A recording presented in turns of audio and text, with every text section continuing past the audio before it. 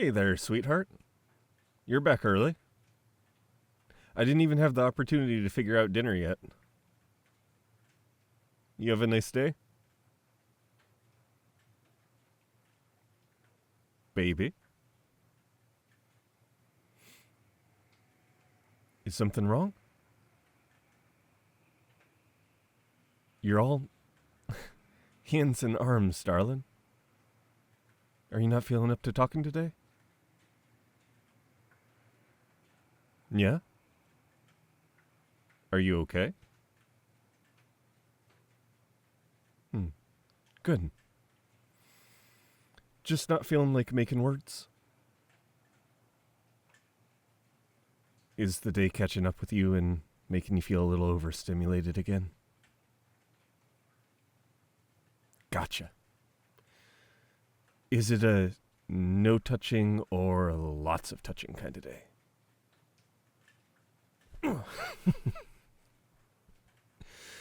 Okay, I'll take that to mean the latter.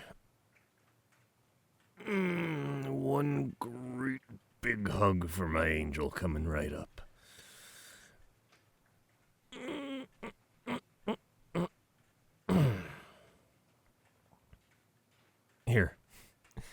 Here's my glass of water, because hydration is important. And here's your phone. I know you like to do a little mindless scrolling when this happens. Do you want me to get the Wade blanket too? I could put it over both of us. No? Just me, then. I can absolutely be your blanket. You got it. How about we lay down? I wrap my arms around you, squeeze you tight as can be, and wedge you between me and the back of the couch. How does that sound? Come here then.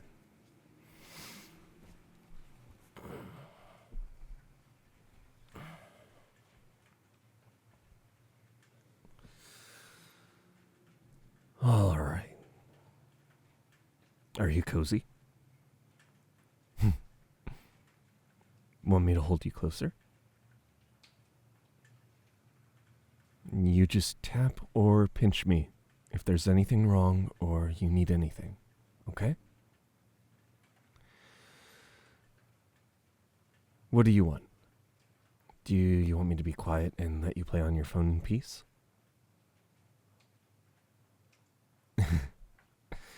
All right then, none of that. Do you want me to talk about dumb bullshit until you want to talk back? You don't gotta look so apologetic, sweetheart. I love talking bullshit. I'm the king of bullshit. You'd have heard me talk about dumb bullshit whether you asked for it or not.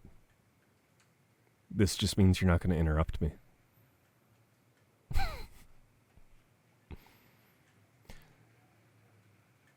Goes without saying, I don't mean that, Angel. I always like your face, whether it's talking or not. It's a very good face. All right. You can put your face away, though. I can't imagine looking me in the eyes as helping matters.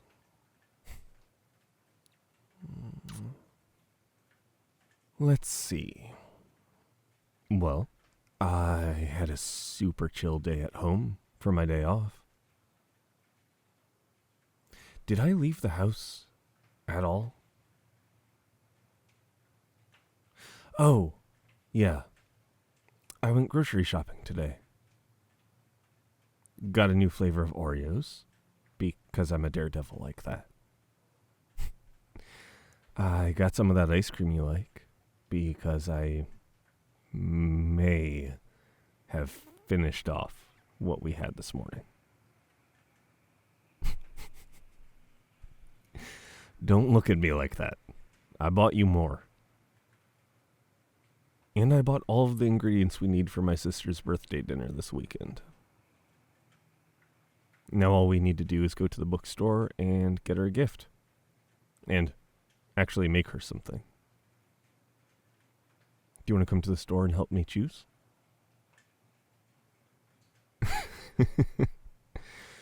Yeah, I suppose that was a silly question. Thank God, because you know what she likes better than I do. Knowing my luck, I'd pick something off of the bestseller table at the front of the Barnes & Noble, and she'll have read the damn thing already. And pre-ordered the sequel. What do you get someone that is both so picky and reads everything? I really should just get her a gift card. The stink eye is not necessary. I know you won't let me do that. Let me see what she's been reading. Thank God you got her to start using Goodreads. Mom said this was a real lifesaver last Christmas.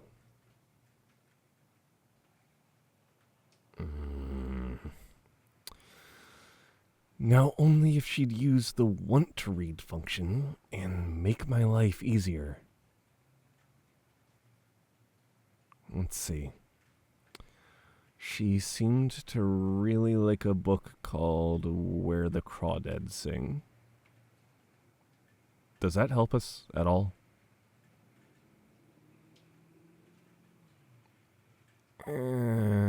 Okay. We need more information. She liked some James Patterson book recently, but that doesn't fucking help. He's written, literally every genre, and with tons of different co-authors. She hates some author named Colleen Hoover, but I think you remember telling me most people do, so that's not exactly helpful either. She doesn't like classics, so buying her those nice collector's editions you like so much wouldn't help.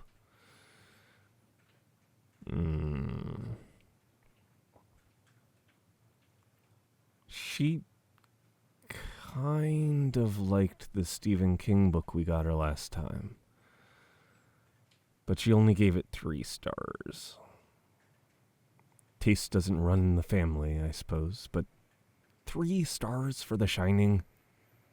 Who does that? The last book she gave 5 stars to was something called Mr. Penumbra's 24-Hour Bookstore. Is that anything? I know that look in your eyes.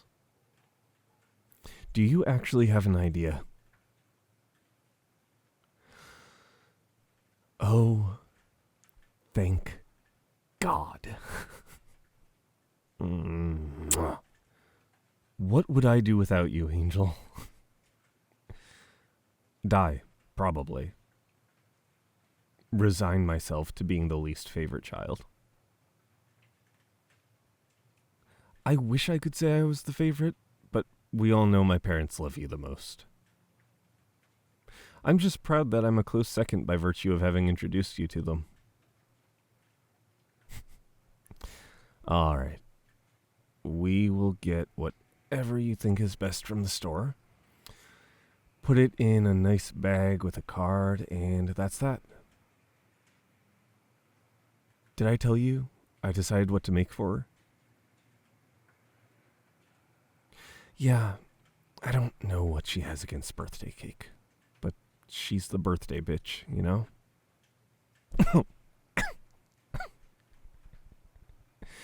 You didn't have to poke me that hard, baby.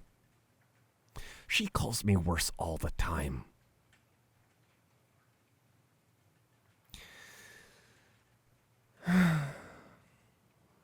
Even without talking, I can tell you're siding with her over me. When I said that I love how you act like she's your sister too, this is not what I meant. Anyway, she's the darling birthday queen or whatever. And you know she hates cake. And she's been craving lemons, so I thought I'd make her a lemon meringue pie. You know, something that looks a lot more impressive than it actually is. Yeah, I thought that'd get a smile out of you. I know you love that pie too. Although I still don't know if you like the actual dessert or watching me rush around the kitchen like I'm your own personal cooking YouTuber. Oh, don't you just look like the cat that caught the canary? God, you're so cute. I love watching you watch me bake. You look at me like I'm a fucking wizard or something. Which is so funny because I'm really not doing anything special. Don't look so mad. I'm really not. Listen, it is so simple. First of all, the pie crust? Pie crust is literally just water, flour, butter, and salt. Just wait. Come this weekend, I am going to put all of those things in the food processor and boom. Pie dough. Well, actually, I'm going to make it that Friday night to freeze it before I use it Saturday. But that's beside the point. Oh, and it is super important that the butter be cold. That's kind of crucial, but other than that, it's dead simple. I was actually thinking earlier that it might be nice to zest some lemon to the crust for extra flavor, actually. So, that is another step, but still, super simple. We're going to do all of that Friday night. Easy peasy. So all we have to do with the crust in the morning is roll it out, line the pie tin, dock it with a fork, and blind bake it. What does that look for? You helped me do it last time.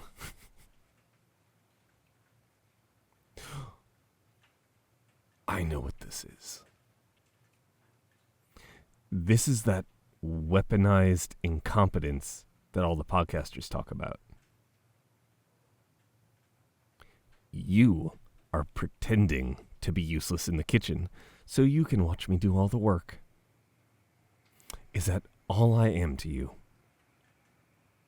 Hunky house husband eye candy for you to objectify? I'm going to take your silence as an affirmative.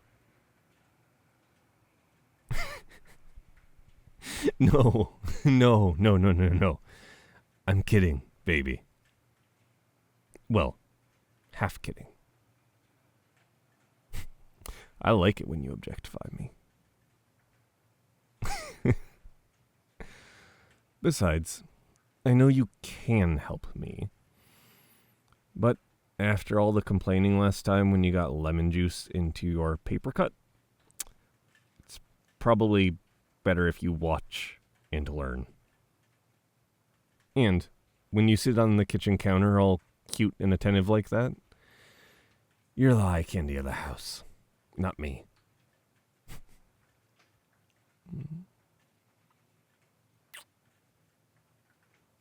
Now, where was I? Oh yeah. So, after that comes the lemon curd, which is also so easy. Like, it's just eggs, sugar, lemons, and butter. Talking about it now, I forgot how much I love to bake this pie for my family. They always act like the sun shines out of my ass for a week after. I let them think it's hard so they don't bother me to make it for them all the time, but you get to know all of the magician's secrets.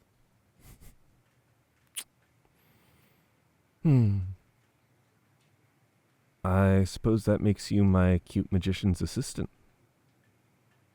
That I won't let anywhere near a microplane.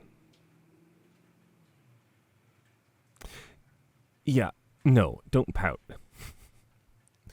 You came way too close to zesting your gloves instead of the lemon last time. Nothing with grated edges for you. I will let you separate the eggs if you want, though. You always seem to have fun passing the egg yolk back and forth. Am I happy that that's how you choose to do it? No. But I am happy that you're happy, and that's worth the risk. Oh, yeah. Sweetheart, you're not supposed to separate eggs that way. According to the FDA, there could be trace amounts of salmonella on the shells, so you increase your risk of contamination by doing that. Officially, you're supposed to carefully crack the egg into the bowl and then scoop out the yolk with washed hands.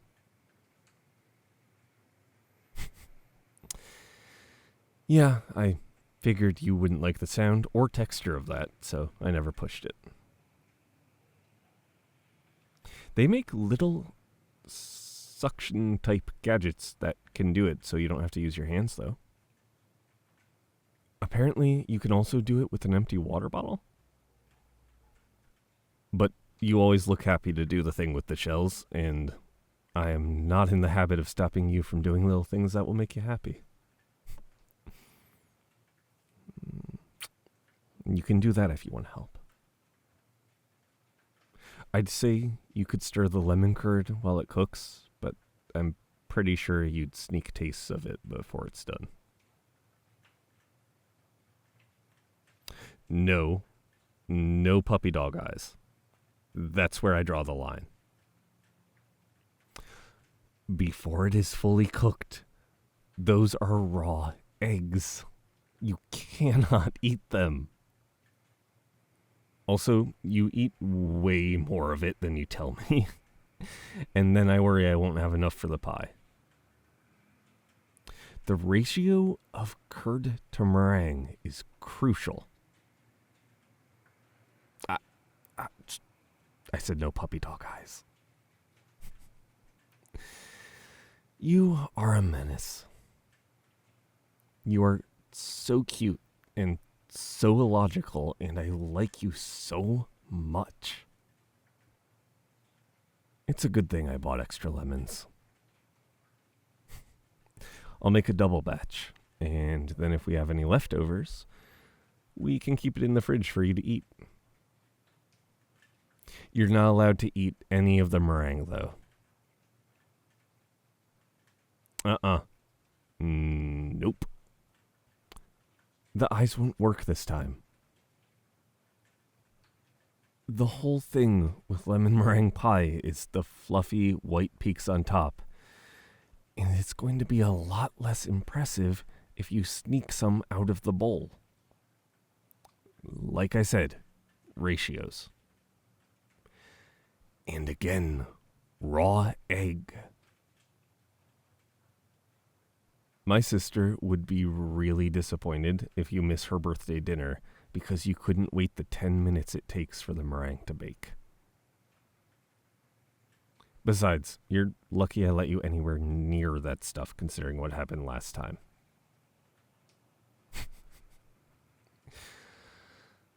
I never should have showed off and flipped the bowl upside down over my head, because then you wanted to do it every time. And now we know how hard it is to get egg whites out of your hair.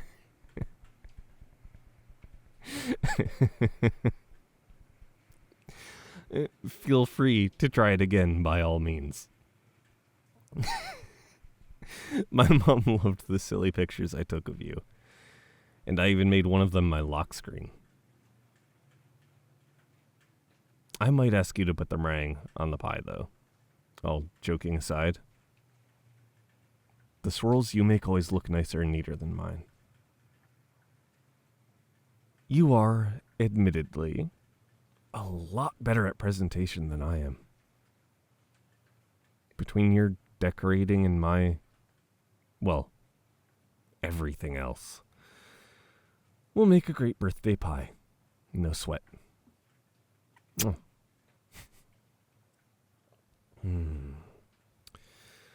Let's see.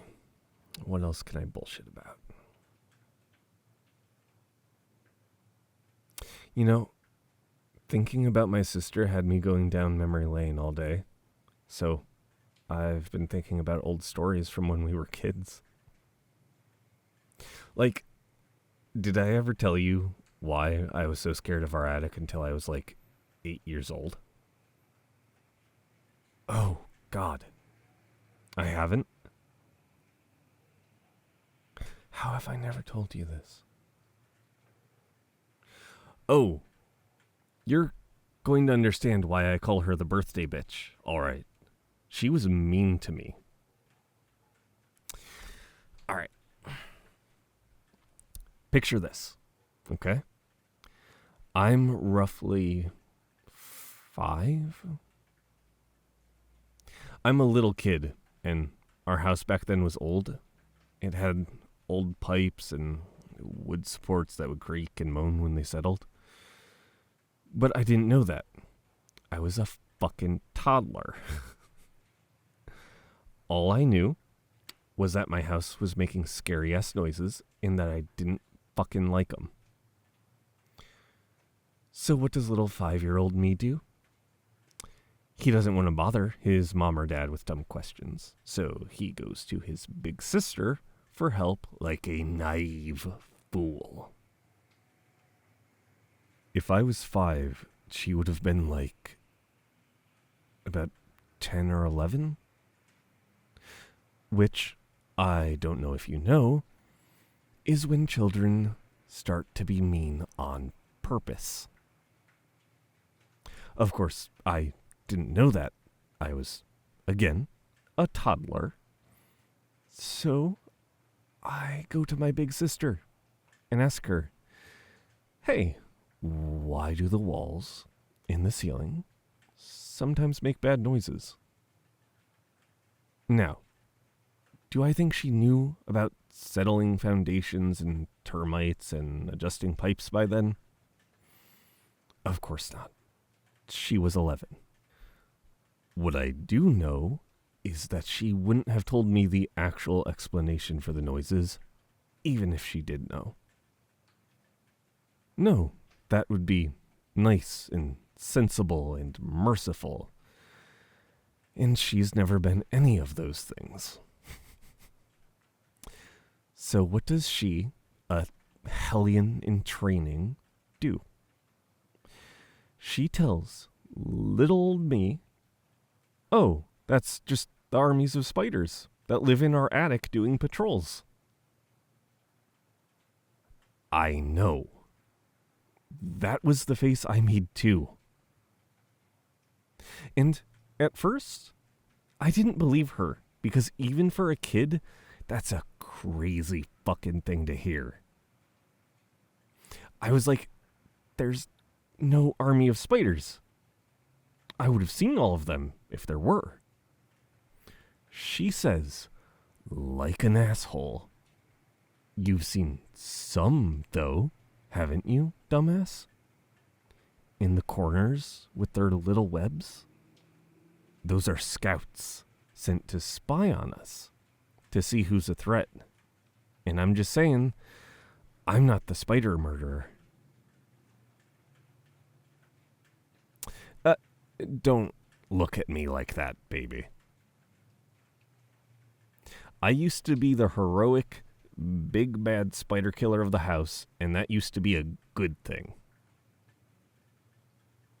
Most people would praise me and my chivalrous ways, but no.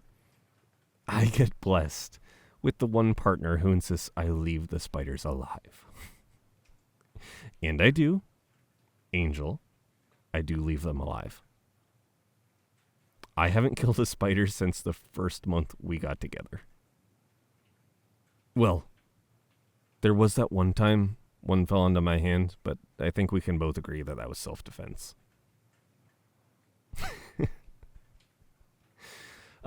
Anyway, I'm a child.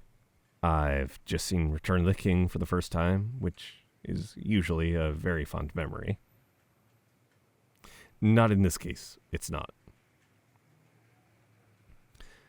So, when she said that, all I could imagine is Shelob in all her 8 feet tall glory, the greatest offspring of Ungulent, the primordial spider, in my attic, drinking the blood of elves and men, bloated and grown fat with endless brooding on her feasts, weaving webs of shadow. For all living things were her food, and her vomit darkness. In retrospect, maybe I shouldn't have been allowed to watch The Lord of the Rings when I was 5, or listen to the books. That may have traumatized me more than I thought. Huh. You ever just discover new trauma? Life is wild sometimes. Anyway, I kind of believed there was a giant spider in my attic until I was 8 years old.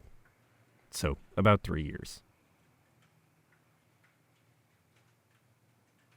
I don't know. I think, for some reason, I thought if I asked my parents about it, she would hear me.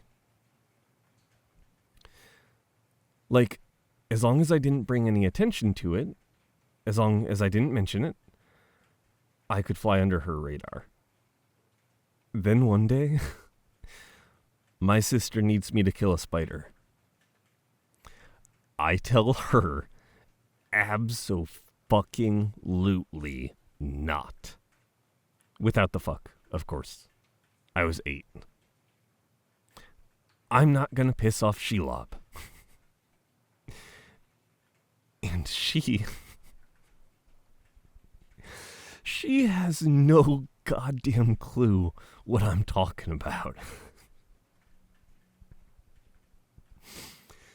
Not only does she not remember who the fuck Shelob is, she has completely forgotten ever telling me about the spiders in the attic. By the time I'm finished reminding her, and by the time she's done laughing her fucking ass off, the spider she called me to get disappeared, and I refused to help her find it. I told her I'd never kill another one for her again. Which is mostly because she got really good at getting them herself. But I like to think it's because I stuck to my guns. You know, thinking back on this story, I'm not sure I want to make her that goddamn pie. I don't think she deserves it. I love my sister so goddamn much. I'd fight for her any day, I swear. But she's a fucking menace. Did I ever tell you the story about the mailbox? You look confused, so I'm going to go ahead and take that as a no. Oof. Now that was a time. So I'm about 7. I'm coming home from my friend's house, which was a few blocks away.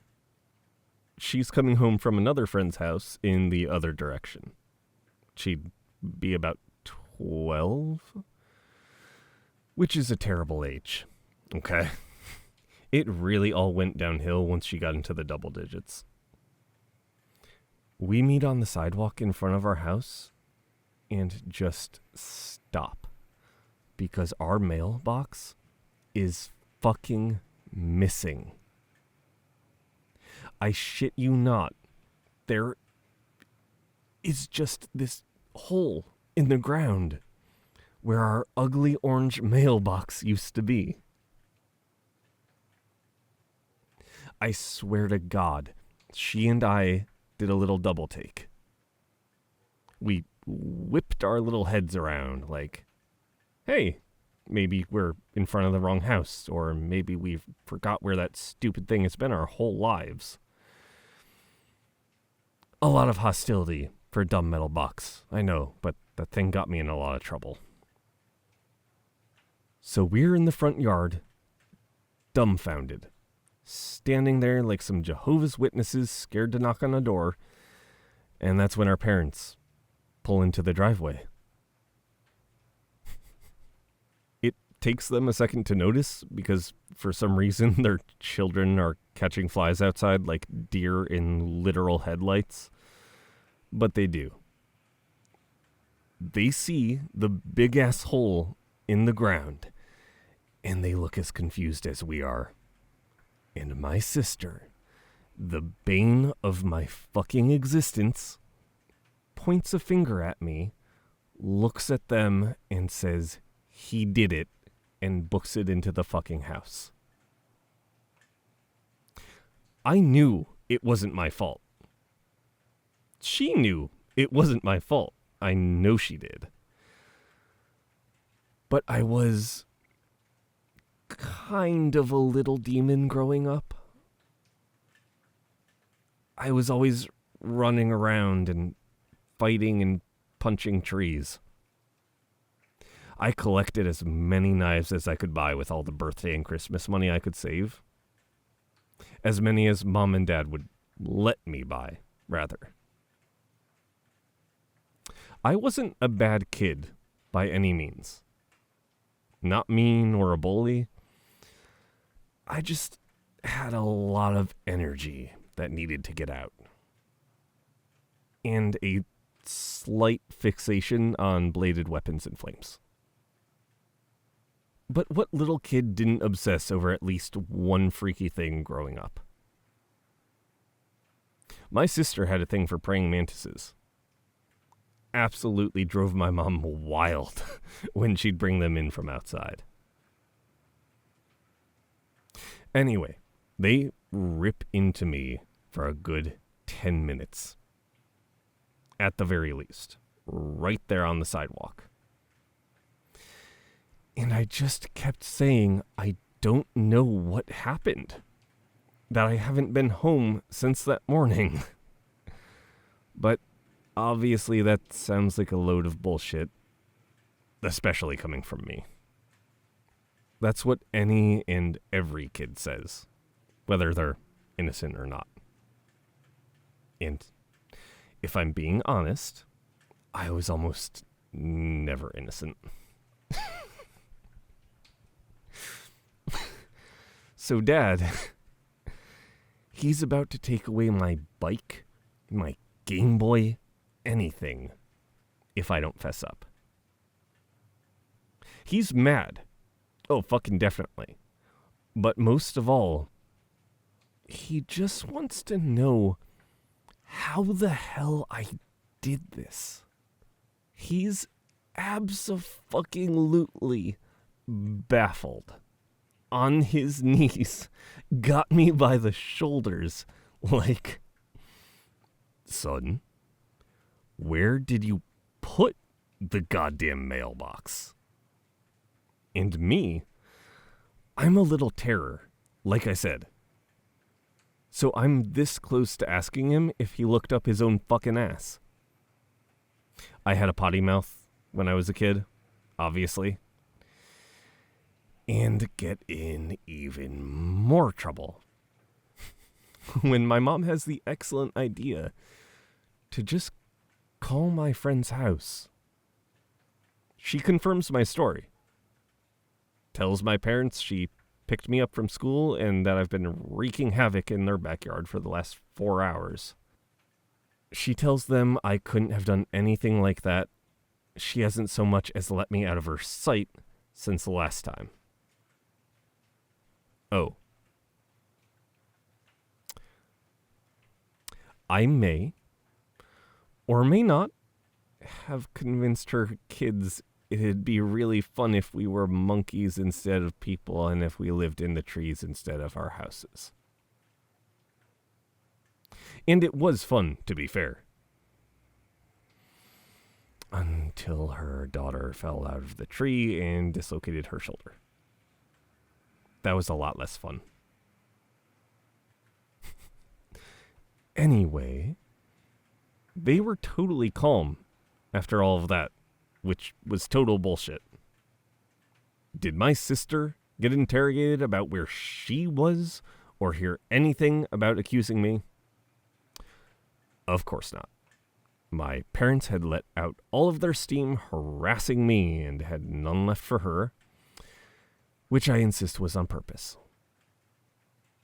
She was crafty, even as a preteen. Always plotting. Even now, after all of this time, she insists I did it, if anyone asks. Oh, I know. Yeah, we still have no idea what happened. To this day. One of those family mysteries I'll never get solved. Hey, think I can email those BuzzFeed Unsolved guys we like so much? Get the Ghoul Boys to make a comeback for a special episode of True Crime? The Case of the Missing Mailbox? We have family members that still think it was me, honestly. And they're divided on it, actually. I'm half tempted to say something about it on my deathbed to sow the seeds of chaos, just to fuck with all of my relatives that don't believe me.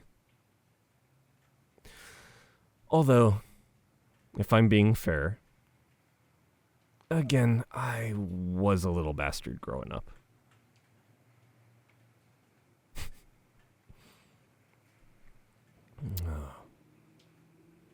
Speaking of me being a little bastard, did I ever tell you about the time I crossed the border and made my family accomplices?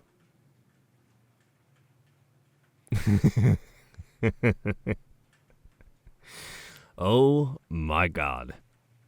This one is a doozy. That story is the crowning achievement of my childhood, okay? It was amazing.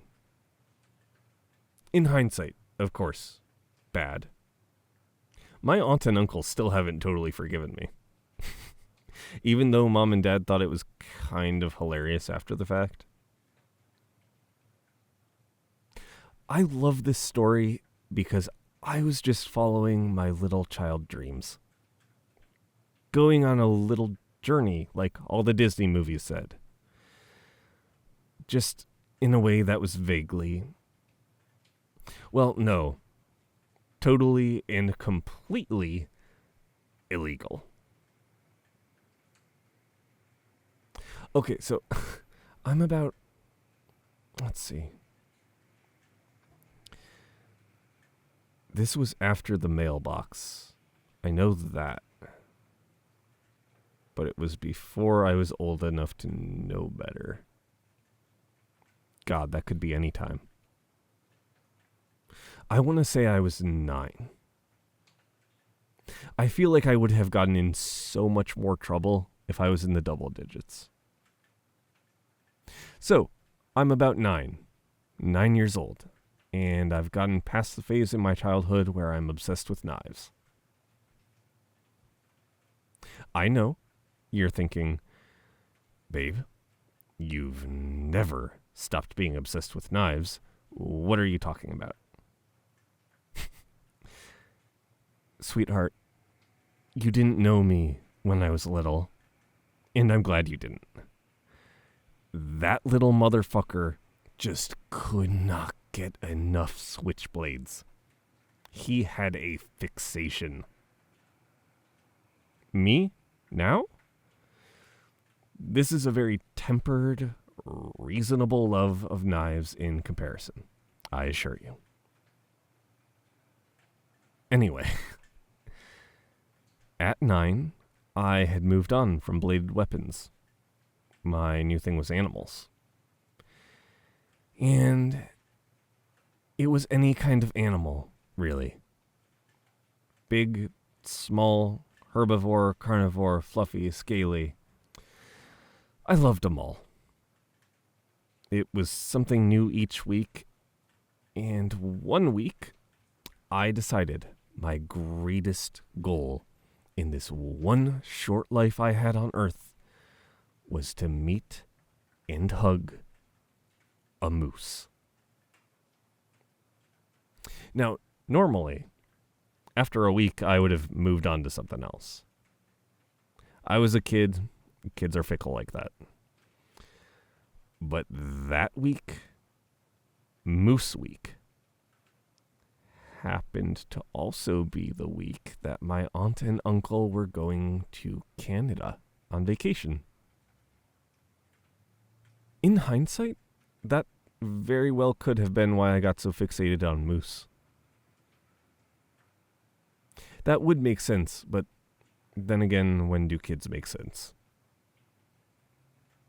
Anyway, I wanted to see those big, stupid, dangerous animals, and something in my child brain was just so pissed that my aunt and uncle were going to Canada, the birthplace of the moose, and not take me with them. I didn't care about money or passports or visas. All that mattered to me was that it was summer vacation, a perfect time, if any, to go on an adventure, and no one was willing to take me on one. So, what did my dumb, precocious child self do? Decide I was going to take myself on an adventure, Joseph Campbell's hero's journey style. I felt the call, and I wanted to cross the threshold. The threshold being our northern border. And I took my little Pokemon backpack, filled it with crackers and Capri Suns, and I climbed into the flatbed of my uncle's truck.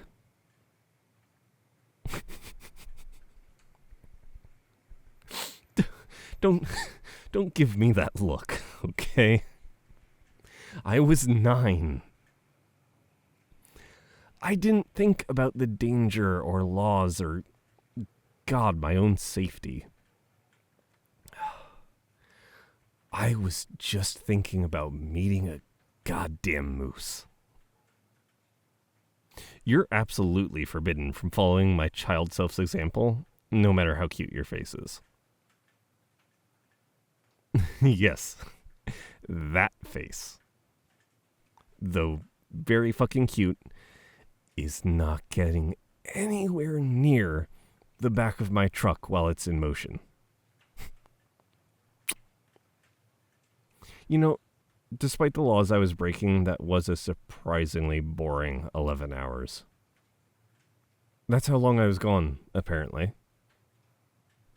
My aunt and uncle had left around 6 in the morning, and during the summer, we weren't expected back until dark. My sister thought I was with friends.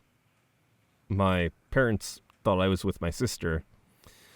And my aunt and uncle obviously thought I was still at home when, in actuality, I was under a blanket napping while I got smuggled into another country. One of the greatest escapades of my entire life, and I slept during most of it. I didn't wake up till we were an hour past the border, and even then they didn't find me.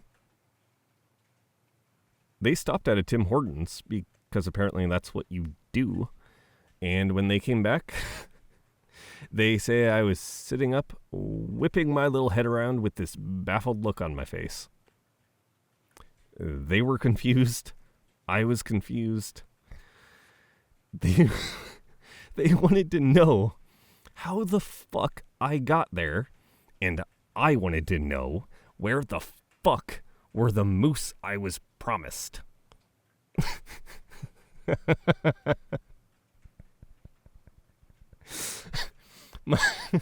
My aunt calls my mom, asks, "Do you know where your son is right now?" Can you guess what my mom said? That woman, God, I love her to death. 2 margaritas into Friday night book club and can't be bothered, says, as long as he's still in the country, I don't need to.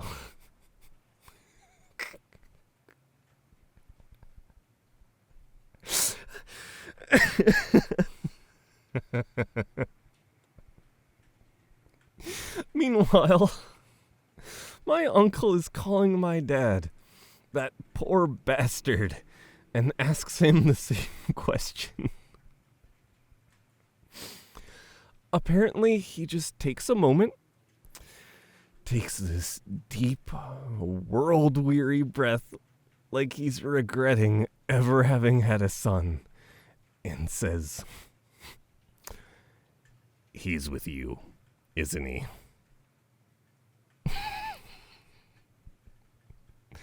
So my aunt and uncle, bless their hearts, drive me back over the border.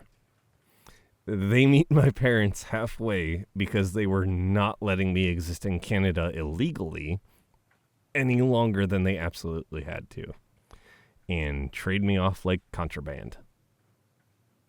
Which, in a way, I kind of was. I was a little criminal mastermind, hyped up on adventure and thrills and donut holes. I don't even remember if they punished or grounded me, actually. Because they were just floored by my sheer fucking audacity.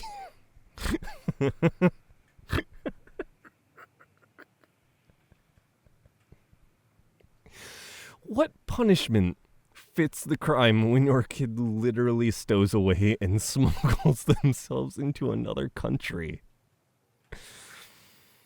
Oh, God. Looking back, I really was such a little asshole. It's no wonder my parents started graying so early. God, they are so happy I met you.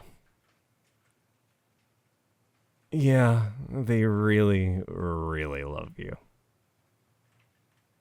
They just like you, for being you. But they also trust you to keep me in check. It'd be kind of insulting of them to think I need someone to keep me in check at this age, except I kind of agree.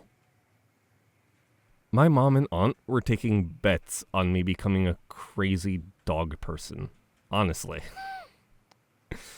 It wasn't a question of whether I'd be alone with a bevy of adopted dogs. It was just how many, and whether they'd eat me when I die alone. But neither of them bet that I'd meet you.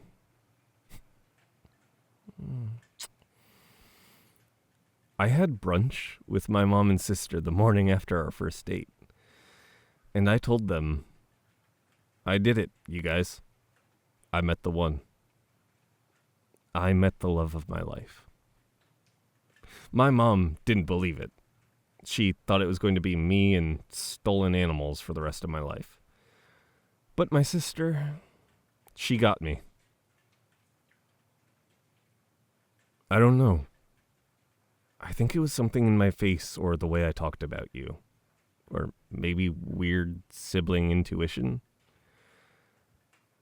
But when I said you and you for the rest of my life, she knew I meant it. She collected her winnings from my family after our 1-year anniversary. Apparently, she always knew I'd meet my match one day. Yeah, I guess she's pretty smart once in a while. I only got most of the brains in the family.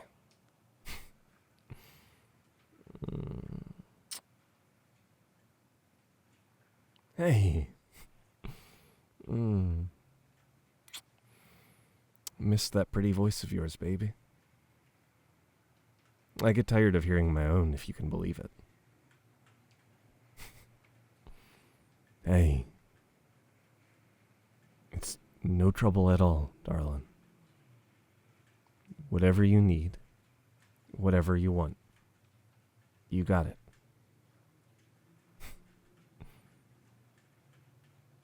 You act as if it's a chore to hold you and talk to you, as if I don't look forward to doing that for the rest of our lives. I would hope you like this voice. Like I said, rest of our lives, sweet cheeks. You're stuck with it, and me.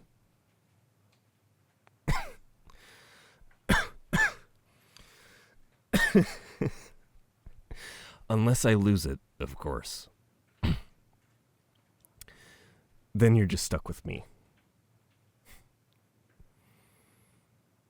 I wouldn't mind a break from talking. If you want to tell me about your day, that'd be nice. Oh, wait.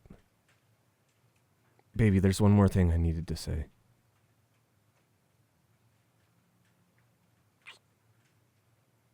I love you.